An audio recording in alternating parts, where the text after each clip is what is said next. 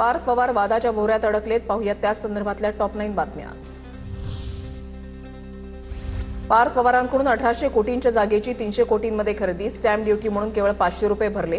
अंबादास दानवेंचा पार्थ पवारांवर आरोप. तर कोणता नियम पाळला पार्थ पवारांनी सांगावं, अंबादास दानवेंचा आव्हान.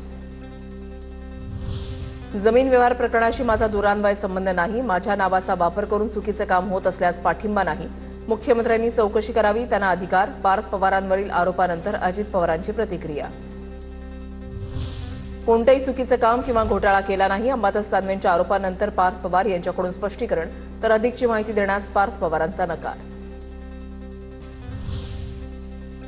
पुण्यातील जमीन खरेदी प्रकरणामध्ये सर्व माहिती मागवली. या संदर्भात योग्य चौकशी होईल. कुठेही अनियमितता आढळल्यास कारवाई होणार. मुख्यमंत्री देवेंद्र फडणवीसांकडून स्पष्ट.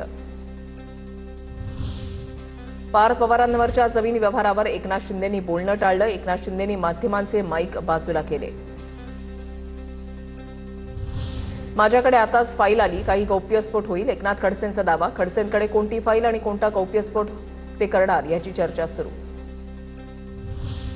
अजून निलंबन आदेश प्राप्त झालेला नाही. तहसीलदार सूर्यकांत येवलेंचं स्पष्टीकरण. माझा पार्थ पवार यांच्या जमिनीशी काही संबंध नसल्याचंही वक्तव्य. पार्थ पवार जमीन व्यवहार प्रकरणी बिल्डर शीतल तेजवानी आणि निलंबित उपनिबंधक रवींद्र तारू यांच्यावर गुन्हा दाखल होणार. सरकारची दिशाभूल केल्याप्रकरणी महसूल विभागाकडून गुन्हे दाखल करण्यात येणार. मुद्रांक शुल्कामध्ये चुकीच्या पद्धतीनं सूट दिल्याचा आरोप. पार्थ पवार यांच्या वादग्रस्त जमीन व्यवहार प्रकरणी अमेडिया कंपनीला नोंदणी आणि मुद्रांक शुल्क विभागाची नोटीस. 2% रक्कम म्हणजेच 6 कोटी शुल्क भरण्याचे आदेश.